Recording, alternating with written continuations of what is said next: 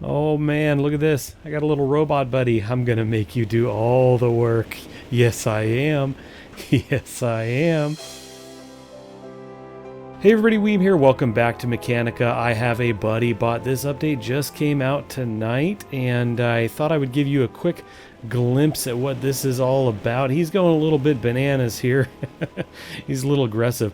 Buddy bot, look at it. It says right there on the back. Let's go inside and make him go to sleep, and I'm going to show you some things about bots. Okay, before we get started, let's take a look at what it takes to make these guys. If we bring up our crafting menu, you can see I'm already on the robotics tab. We have the Buddy Bot, and he can be told to move items, bring things to us. He can store things, kind of cool. We have some markers we can put on the ground, and you can use commands to send him to those things. We have a pickup point. This can attach to different workbenches, different, the furnace, things like that. So when they spit out metal, they can go into this, and the bot can actually be told to go get it. And we have drop-off points where the bot can go bring things, drop them in, and they kind of fall out the other side. So basically just a little bot to run around and do things for you. I have plenty of materials, so let's get two set up. Okay, so I've actually got 3 buddy bots here, and one here has no commands or anything, no batteries. So there's a couple things to think about when you first make one. You can put him right on the ground, and he has no batteries, so he's not going to fly anywhere. As soon as you stick batteries in, he's going to follow you around, which can kind of be annoying. So I suggest you don't pop any batteries in there until you set down a switch, which you can use to control him. Now I've already got 2 switches set up on 2 bots that I've made. They're both sleeping. As odd as that looks, this is what they do when they sleep. They just fall over. These are the points, those little waypoints that you can make. I made one for each one here. I have a switch for each robot to turn them on and off, and then I'm using a screen to tell me what they are doing. So I'll show you this guy here. This is my follow robot. So if I flick this on, he says following, and he's gonna kind of cruise on over here and smack into me. Now I've got this laser to automatically open the door. The cool thing is I've seen that even when I'm way ahead of him, he'll actually bust through the door on his own. I'm assuming just because he's like an ally, he just can use the doors. See, he just kind of he's like, don't go where I can't follow you. So anyway, I can run back over here and actually tell him to go to sleep. He'll say heading to bed. And then when he gets to that point, z's, and he just unceremoniously crashes to the ground. So he's really straightforward. He just follows me around. The other guy actually does a bit more. So I'm going to actually turn this on. He says getting items. Now what he's going to do is he's going to get up and he's going to go outside. There's actually a spot. Let me see if I can crack this door open. Go this way, buddy.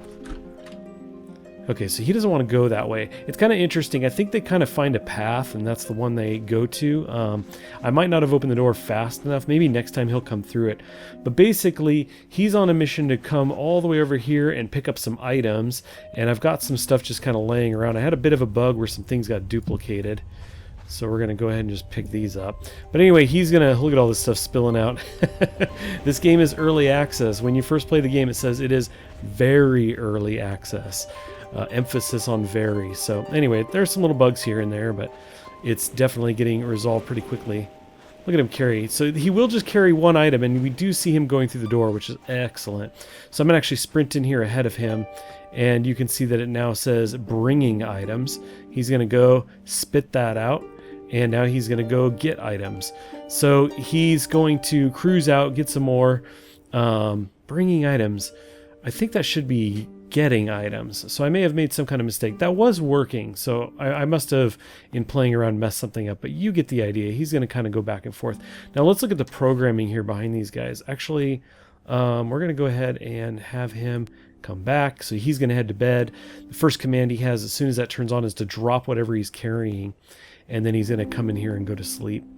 So we'll actually give him a second. We can see if we do this, we get a nice moving line so we can see where he's at.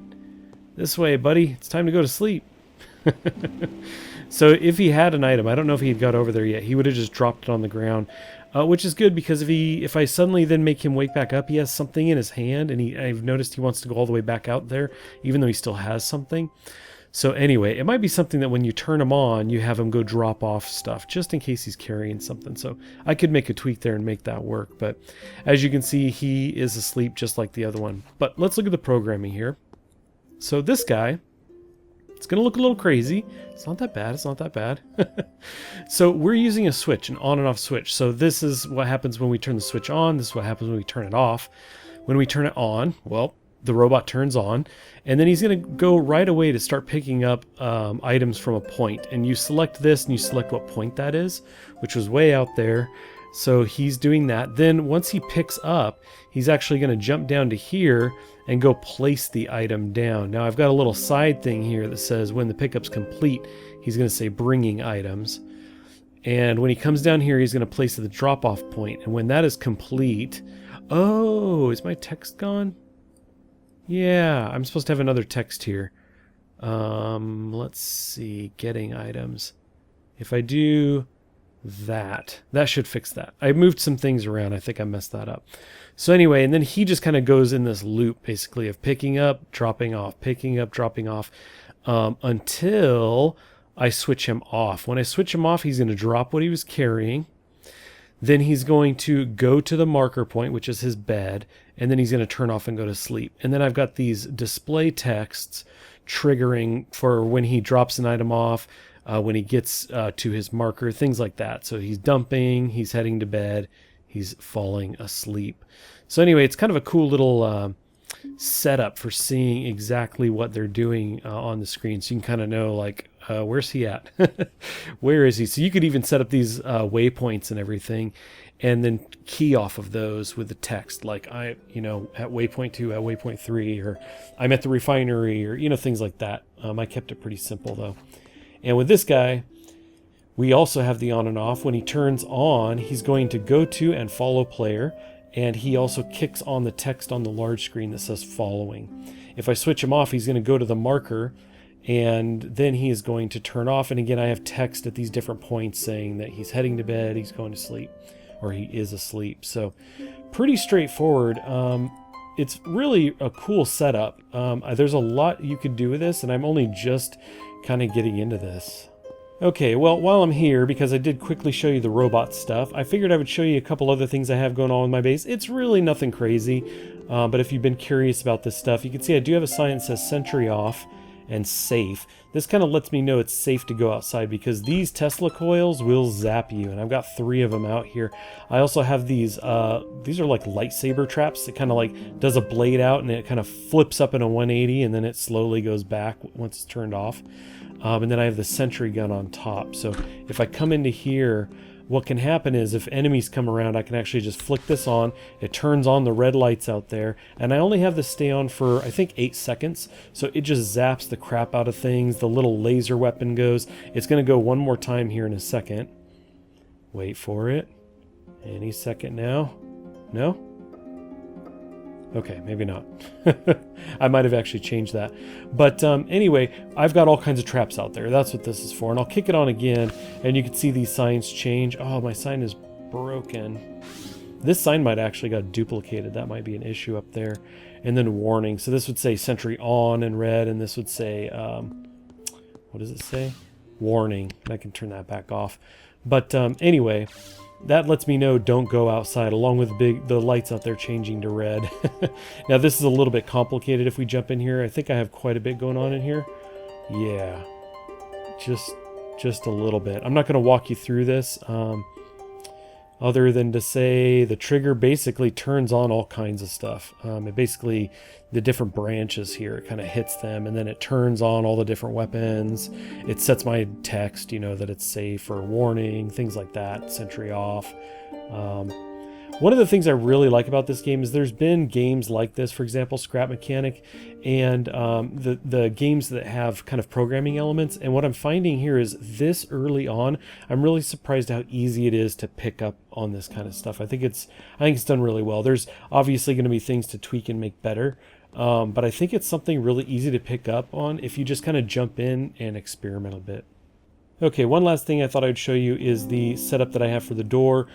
Because this is probably a pretty common thing. There might even be a better way to program this, and I want to do something for the outside as well. The problem is the laser can be tripped by enemies, so if I put it out there, the enemies can trip it and open the door themselves. So that's why I don't have anything out there. But the way I have this set up now is that when you trip the laser, the door opens for about a second and a half, and then it closes automatically, right? I want to be able to run out and let it close. I don't want enemies coming in there.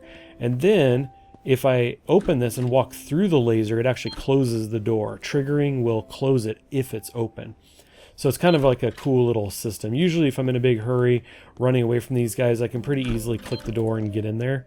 And that way I never have to turn around or do anything with that. So if I open this up, oh, is it not off that? Is it off the door? Can't remember. Is it off the door? Let's take a peek. Yeah. So we've got the laser, and if it is tripped, it's going to jump to this branch, and it says, okay, cool, is the door open? And if it is, if the door is open, then we're going to close it on the laser trip. So that's kind of on my way back in. If, however, it's false, it's not open. In other words, if it's closed, it's going to open it. Then when it's done being open, it's going to wait for 1.5 seconds. And when that wait is finished, then it's going to close the door. So a pretty simple little setup, but it makes getting in and out nice and easy, especially when you're in a hurry.